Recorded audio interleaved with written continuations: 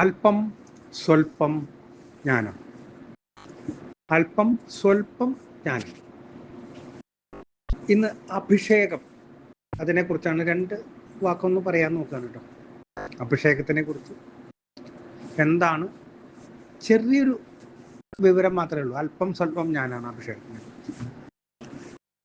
അഭിഷേകം എന്ന് പറഞ്ഞു കഴിഞ്ഞാൽ അത് മന്ത്രജല അഭിഷേകം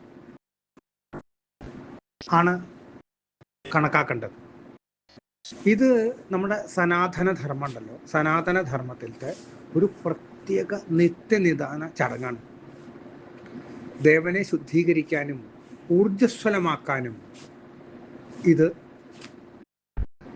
ചെയ്യുമെന്ന് വിശ്വസിക്കപ്പെടുന്നതിനാൽ ഈ ചടങ്ങ് രാവിലെയാണ് നടത്തേണ്ടത്. നമ്മളൊക്കെ രാവിലെയാണല്ലോ കുളിക്കുക, രണ്ടു നേരം കുളിക്കണം. ക്ഷേത്രത്തിൽ നടത്തുന്ന സമയത്ത് രാവിലെയാണ് അഭിഷേകങ്ങളെല്ലാം നടത്തുക. ഇനി ശുദ്ധ ജലം, അതിൻ്റെ എന്തൊക്കെയാണ് ആ അഭിഷേകം ചെയ്തു കഴിഞ്ഞാൽ, മന്ത്ര ശുദ്ധജലം അഭിഷേകം ചെയ്തു കഴിഞ്ഞാലത്തെ ഗുണങ്ങൾ എന്തൊക്കെയാണെന്നുള്ളതാണ് പറയുന്നത്. ക്ഷേത്രത്തിലത്തെ ദേവനെയും അല്ലെങ്കിൽ ദേവതയും, ദേവൻ ദേവി എല്ലാവരെയും ഭക്തരെയും ഒരു പുതിയ ഇതിലേക്ക് എത്തിക്കുകയാണ്, ശുദ്ധമാക്കുക.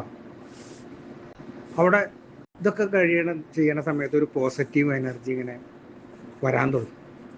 എന്താണ് പോസിറ്റീവ് എനർജി വെച്ചാൽ സന്തോഷമായിട്ടുള്ള കാര്യങ്ങളും ഇതൊക്കെയാണ് ഒരു പോസിറ്റീവായിട്ടുള്ള എനർജിയിൽ നമുക്ക് കിട്ടുന്നത്.